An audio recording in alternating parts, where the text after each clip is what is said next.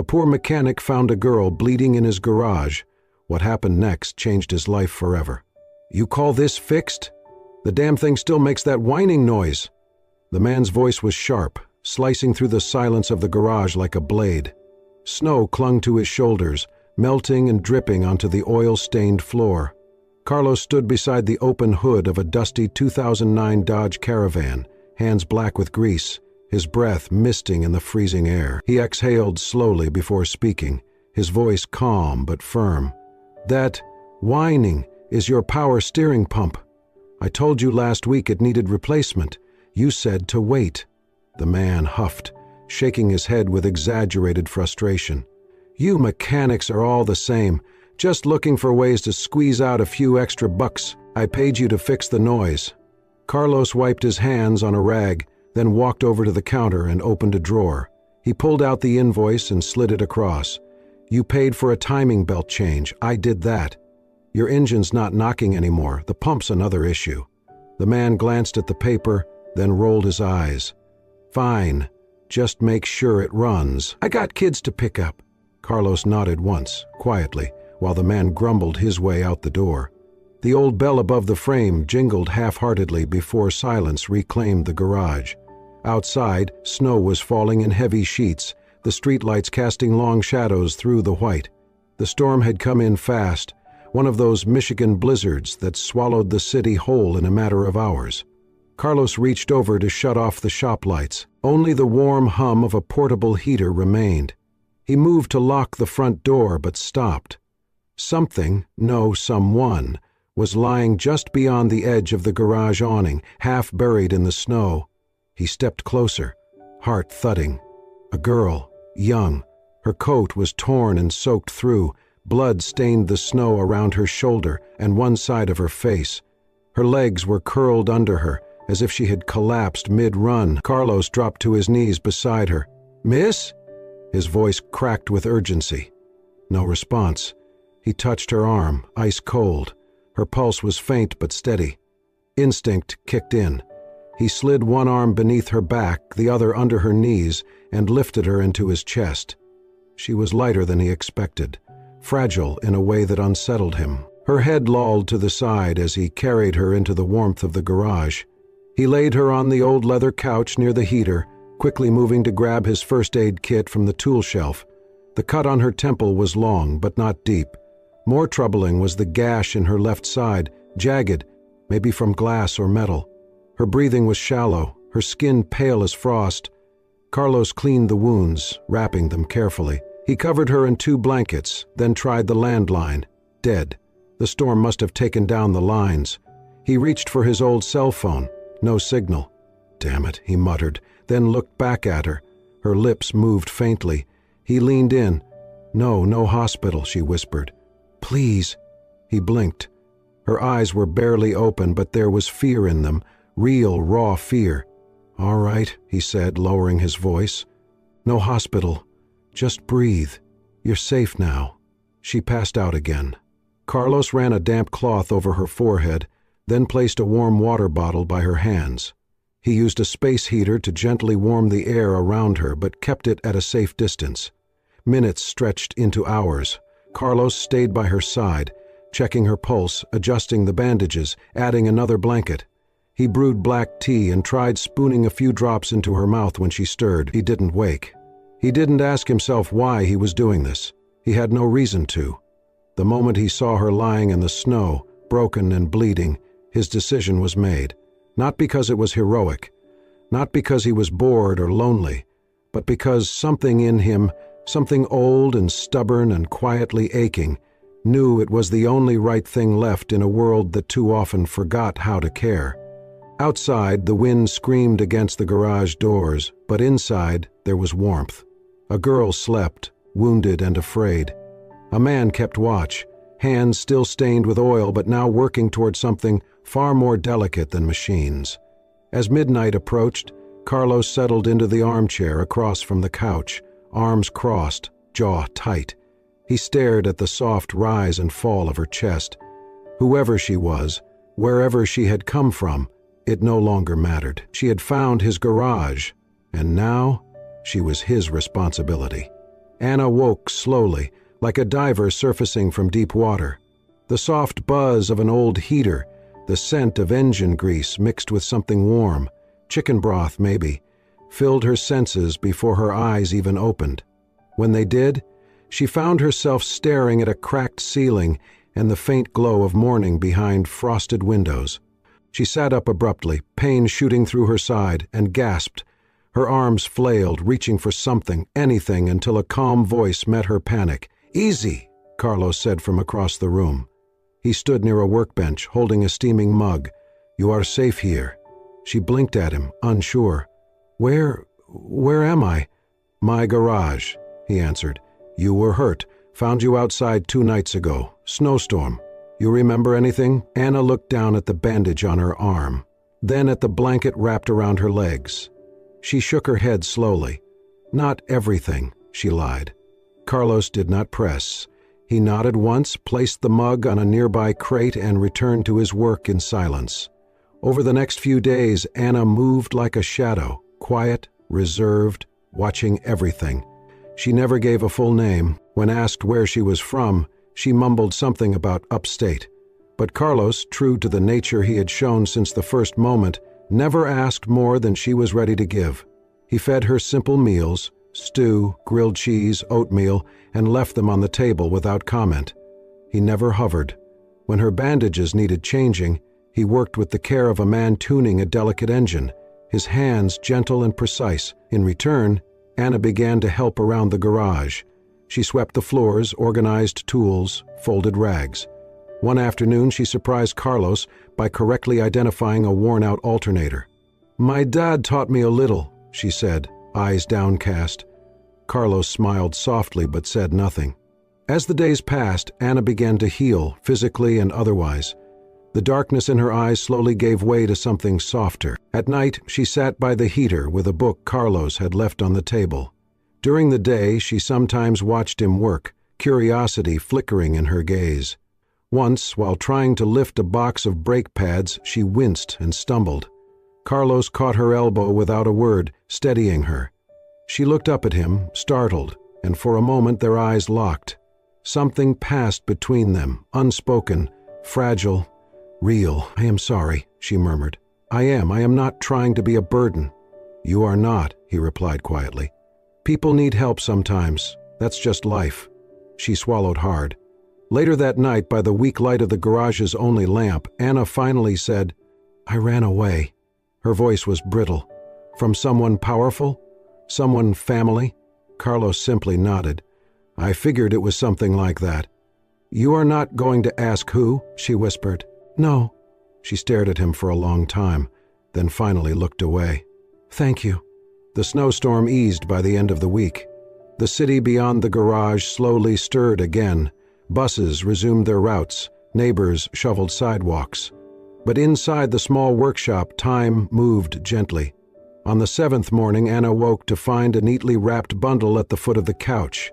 Confused, she opened it to discover a pair of snow boots, sturdy, lined with wool. Clearly new. She stared at them, then at Carlos, who stood a few feet away pretending to adjust the heater. "They looked like your size," he said simply. Anna sank to the couch, boots in her lap. Her hands trembled. "Why?" she asked, voice cracking. Carlos did not turn. "Because it is cold out there, and I figured you would need them." Tears spilled over her cheeks before she could stop them. She pressed the boots to her chest and sobbed, not from fear or pain this time, but from the overwhelming, unfamiliar sensation of being cared for, without condition. No demands, no expectations, just kindness, unadorned and real. In that moment, something inside her, wounded and curled tight for so long, finally began to unfold. The garage was quiet that morning, except for the faint ticking of a cooling engine. Anna sat on a wooden crate, wiping grease from her fingers with a rag, while Carlos worked on the undercarriage of an old Chevy.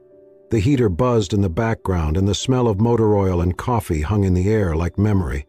"Ever think about leaving Detroit?" Anna asked suddenly, her voice low but steady. Carlos didn't answer at first.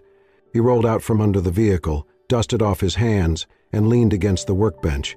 He looked at her with the calm weight of a man who had lived too many lives in one. I did once, he said. A long time ago. Anna raised an eyebrow. What stopped you? He took a slow breath. Life. Pride. Maybe both. She waited, sensing he had more to say. He sat on the bench across from her, his gaze drifting to the grimy window pane fogged by the cold. I used to work for Edison Motors, he said quietly. Anna's heart skipped. She kept her face neutral. Started there young, he continued. Right out of tech school. Spent 20 years designing engines, solving problems no one else could touch. I wasn't some desk guy. I got my hands dirty, helped build things that lasted. He paused, fingers absent-mindedly rubbing a scar on his wrist. Then one day, everything changed. New board, new direction. They called it restructuring, but it was a purge. Anyone who made too much, questioned too often, or remembered how things used to be, gone. Anna swallowed. I've heard about that. Carlos gave a short, bitter laugh. I was laid off on a Monday morning, walked out with a cardboard box and a handshake that meant nothing. They called it cost-cutting. Said I was part of a different era. He leaned forward, elbows on knees. My wife left 3 months later. Said she didn't sign up for a husband with dirt under his nails and no future.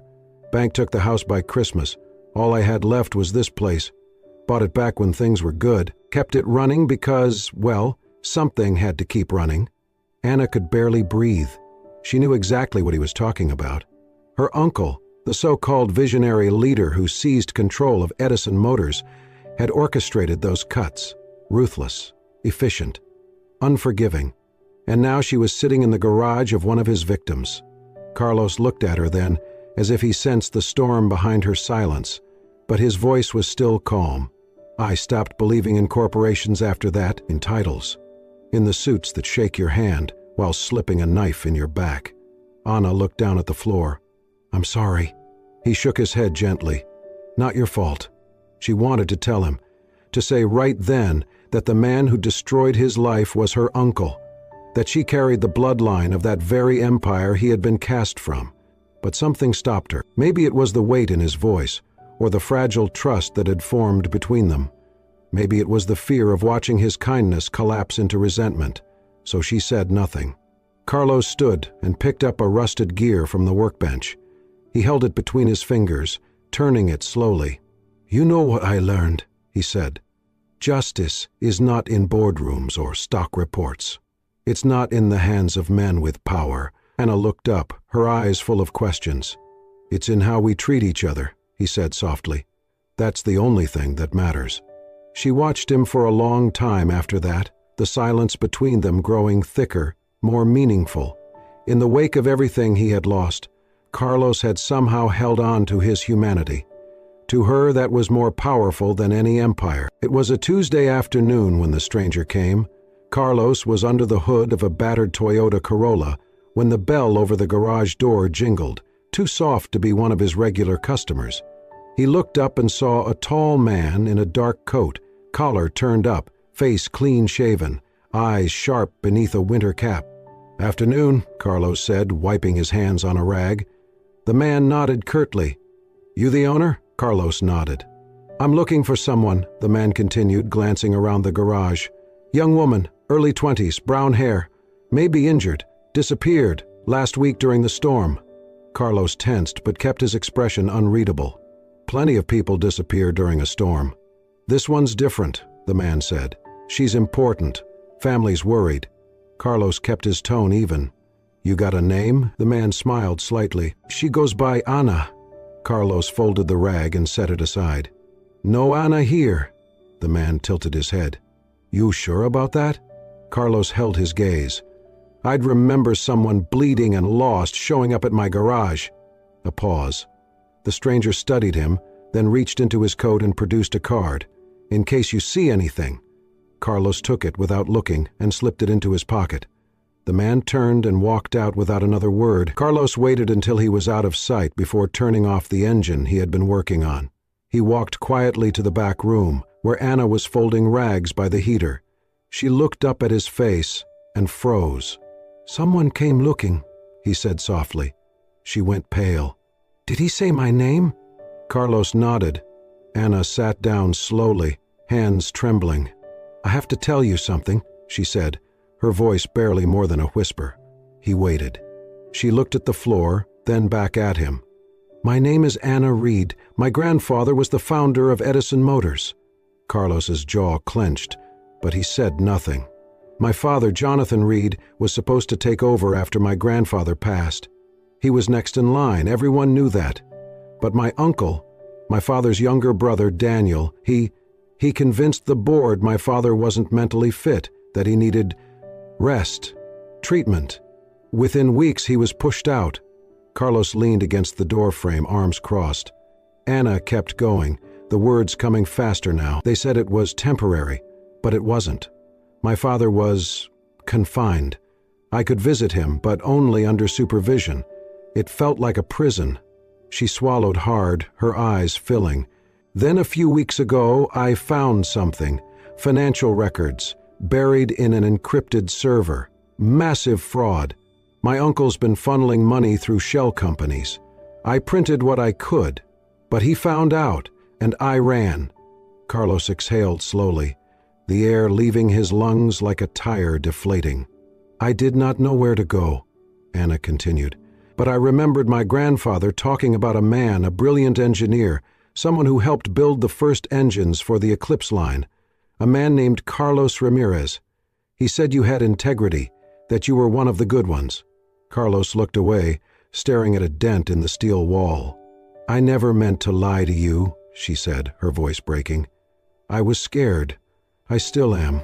For a long moment, neither of them spoke. The only sound was the steady hum of the heater and the wind pressing against the windows. Then Carlos stepped outside.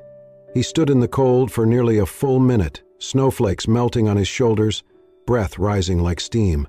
He looked out across the empty lot, the gray sky heavy with silence. When he finally walked back in, Anna was sitting exactly where he left her, face downcast. Carlos approached her. Slowly, like a man approaching a skittish animal, he knelt in front of her, gently placed a hand on her shoulder, and said, "I already knew." Her eyes widened. "I figured it out yesterday," he said, "the way you held that wrench, the way you talked about engines like you grew up with them, and the way you flinched every time you heard a car pull in." She started to speak, but he stopped her with a small shake of his head. "I did not keep you here because I did not know," he said softly. "I kept you here because I did." Anna stared at him, stunned, her lips parting without words. "You are not the sum of what your family did," Carlos said. "You are who you choose to be." And in that moment, the weight she had carried for days, the fear, the guilt, the doubt, seemed to ease, just enough to let her breathe. The days that followed settled into a quiet rhythm. Snow still blanketed the streets outside, but inside the garage, life moved with quiet purpose.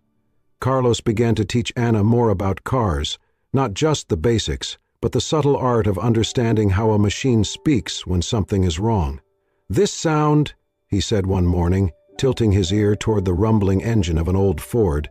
"That rattle, not the transmission. It is the heat shield on the exhaust." Anna squinted, listening. "You can tell just by the sound?" Carlos gave a small nod. "Every car has a voice. You just have to learn how to hear it." He never raised his voice, never rushed. He stood beside her as she fumbled with tools, gently correcting her grip, showing her where to press, when to pull, how to listen. "You are not just fixing machines," he told her. "You are listening to something someone else gave up on." Anna soaked it in. She kept a notebook filled with little drawings, diagrams, and notes in her careful handwriting.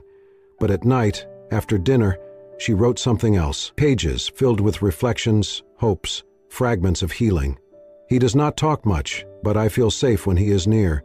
He watches everything, says little, but his silence is never cold. It is the kind of silence that listens, that says, 'You matter,' even when you do not speak." She cooked meals on the rusted hot plate in the back office, simple things like scrambled eggs and canned soup with herbs. One evening she made a grilled cheese sandwich that burned slightly at the edges. Carlos ate it without complaint. "It is extra crispy," he said, and the corners of her mouth turned upward into a rare smile. For the first time in her life, she felt like a person, Not a name, not a legacy, not a pawn. Just Anna. They never spoke of what came next. The outside world remained distant, unreal. Here in this quiet garage, surrounded by the smell of motor oil and steel, something rare was blooming. One night, long after the tools had been put away and the heater hummed in its steady rhythm, Carlos sat at his desk, staring at an old photograph in his wallet. Anna watched him from the doorway, sensing something had shifted. "Is that your family?" she asked softly. He didn't look up. "My daughter, Isabella." Anna approached slowly, not wanting to intrude. He handed her the photo, a girl, maybe 10 or 11, with wild curls and a smile that stretched from ear to ear. "She was everything," he said, voice low, smart, curious, always wanted to know how things worked. Anna sat beside him. "What happened?" Carlos closed his eyes for a moment. "Car accident, 3 years ago. Some drunk teenager ran a red light. She did not stand a chance." Anna's breath caught. "My wife, she could not stay after that. She said I reminded her too much of what we lost. I tried to hold us together, but..." He let the sentence fade. Silence settled between them. "I see her sometimes," he said, "in small things, in people who do not even know her name." Anna looked down at her hands. "I am sorry." He turned to her then, eyes soft but unreadable. "You remind me of her, not in the way you look, but in the way you are always trying to fix something, even when it hurts." Anna blinked fast, emotion rising in her throat. "I do not know why you ended up here," he said, "but maybe I needed you as much as you needed me." She reached out, placing her hand gently over his. "Maybe we both needed a place to start over." He nodded once, slowly, as if accepting something deeper than words. That night, in her journal, she wrote, "He lost everything, yet he gave me hope. He does not know it, but he is teaching me more than how to fix cars. He is showing me how to live." The snow had begun to melt. Small puddles gathered near the garage door, and the sharp chill of winter slowly gave way to the damp breath of early spring. But the warmth outside could not reach the heaviness in Anna's chest. She stood near the workbench, clutching a worn folder to her chest. Inside were the documents, printouts, emails, account transfers, all carefully copied from her uncle's encrypted server. It was enough to blow open the fraud, to bring legal fire down on Edison Motors and restore her father's name. But it was also dangerous. If she moved too soon or trusted the wrong person, it could all disappear. Carlos stood across from her, wiping his hands with a rag, though they were already clean. He had known this moment was coming. He had seen it in the way she had been staring out the window more often, in the way her laughter had quieted, replaced by something more solemn. "I have to go back," she said softly. "I cannot hide forever." Carlos nodded. "I figured." Anna stepped closer, placing the folder on the bench between them. "This is everything I have. It is not the originals, but it is enough. If something happens to me..." Carlos raised his hand, stopping her. "No." She blinked. "What? You do not get to speak like that, like you are already gone." She looked down, swallowing the fear in her throat. "I have to be prepared." Carlos picked up the folder, glanced through it, then set it aside. "If you do not come back, I will take this where it needs to go. But you will come back." "How can you be sure?" "Because you are not just doing this for your father," he said. "You are doing it for yourself, for the girl who finally stopped running." She bit her lip, fighting the tears that threatened to come. He stepped around the bench, close enough now that she could see the flicker of pain behind his steady eyes. "Do not lose yourself in their world, Anna," he said. "No matter how loud it gets, no matter how ugly. You are not one of them. Remember that." She nodded, then reached into her coat pocket and pulled out something wrapped in tissue. She unfolded it slowly, a dark gray scarf, hand-knitted, a little uneven at the edges but warm and soft. "I do not have much to give," she said, placing it in his hands. "But this is the only thing I have ever made with my own 2 hands." Carlos looked at the scarf, then back at her. "It is perfect." She smiled faintly. "I started it that first night, after you made me soup. I thought, maybe I would never get the chance to say thank you properly." "You did not need to," he said, but I wanted to.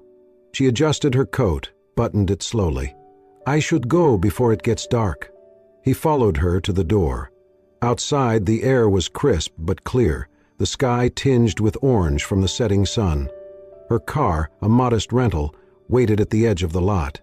Anna turned to face him one last time. I am scared. Carlos reached up and touched her shoulder gently. Good. That means you are not reckless, she managed a shaky laugh. Will you wait? I will be right here, he said. Like always. She climbed into the car, started the engine, and paused for a moment before shifting into gear. Their eyes met through the windshield, so much unspoken between them. Then she drove off, the tires crunching over gravel, leaving behind only a trail of dust and silence. Carlos stood there until the sound of the engine faded. He stepped back inside, walked to the bench, and picked up the scarf. The wool was soft in his calloused hands, the stitches imperfect, human, real. He sat down slowly, the weight of the empty room pressing in on him. He held the scarf close, pressed it to his chest, and for the first time in years let the tears fall, quiet, steady, and full of something he could not name, not grief, not regret, hope. Worn, tender, and utterly fragile, but real. The press conference room in downtown Detroit buzzed with tension. Reporters packed the space, cameras flashing, whispers spreading like wildfire, fraud, betrayal, a long-lost heir. No one knew what to expect. At exactly noon, Anna walked onto the stage. Dressed in black and gray, her hair tied back, she stood behind the podium with steady eyes and a folder clutched in her arms. My name is Anna Reed, she began, voice clear despite its tremble. Granddaughter of Walter Reed, founder of Edison Motors, and daughter of Jonathan Reed, wrongfully removed from leadership. Gasps rippled through the crowd. Phones lit up. For the last 2 years, my uncle, Daniel Reed, manipulated the company's leadership and records, pushing my father out under false claims of instability. She lifted a document from her folder, emails, audit reports, and internal memos proving his actions. Reporters leaned forward, scribbling. Flashbulbs flared. I ran after uncovering the truth, Anna continued. My life was threatened, but thanks to someone kind, I survived. I returned not for power, but for the people who believed in what this company used to stand for. She paused, emotion rising. I'm not here to claim a title. I'm here to end a lie. She stepped aside. From behind the curtain, Jonathan Reed emerged, older, slower, but unmistakably strong. The room fell silent. Anna met him at center stage. No words, just a long, tearful embrace between father and daughter. When they separated, Anna returned to the microphone. I don't want to lead Edison Motors, she said. It belongs to its people, builders, dreamers, and workers. People like Carlos Ramirez. A stir of curiosity swept the room. Carlos helped design the Eclipse engine. He was fired during my uncle's purge, not for failure, but for standing by his principles. He lost everything. And yet, he took me in when I had nowhere else to go. He taught me what it means to rebuild, not with money, but with honesty. She placed another document on the podium. Effective immediately, Carlos Ramirez will serve as senior consultant to the Edison Foundation, a new initiative focused on ethical innovation and community investment. Shutters clicked, questions flew, but Anna's final words silenced them all. Let Edison's legacy be measured not in profit, but in people. By evening, headlines exploded. The Edison hires recluse, fraud exposed in Reed family, mechanic named hero in scandal. But one stood out across every screen and page. The girl who fell in the snow, and the man who caught her. In his quiet garage, Carlos sat watching the broadcast, scarf around his neck, eyes soft. When the screen showed Anna and her father together, he smiled, not with pride or revenge, but with quiet, enduring peace. He had repaired many engines, but this was redemption. The late afternoon sun cast long shadows over the pavement outside the garage. Spring had arrived, warming the concrete, coaxing green from the trees. A light breeze carried the scent of engine grease and early blossoms. Carlos pulled his truck into the lot, the engine low and steady. It had been a month since the press conference, since Anna stood before the world and spoke the truth, since she handed him a scarf and a goodbye. He had not seen her since. The garage looked the same, yet different. Windows washed, the calendar replaced. There was care in the details, as if someone had been watching over it. Then he saw her. She sat on the bench outside the office, her back to him. Still, calm, certain. "Thought you might be here," he said. Anna turned, smiling softly. She rose and walked to him, her steps confident. "I told you I would come back," she said. "I'm glad you did," he replied. She looked toward the garage. "That Mustang still in there?" Carlos chuckled. "Still waiting. Let's fix that." Inside, the car sat where they had left it. They worked side by side, passing tools, sharing laughter. Anna dropped the same wrench twice, grinning both times. "You never stop learning," Carlos said. "Even when you think you already know," she finished. By sunset, they sat against the wall, the Mustang's engine humming quietly beside them. "I'm starting something," Anna said. "A free workshop, for girls, to teach them about cars, confidence, capability. It'll be called the Reed Initiative. For my father. And you?"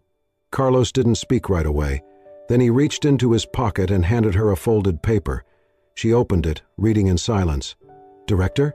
she asked, eyes wide. He nodded.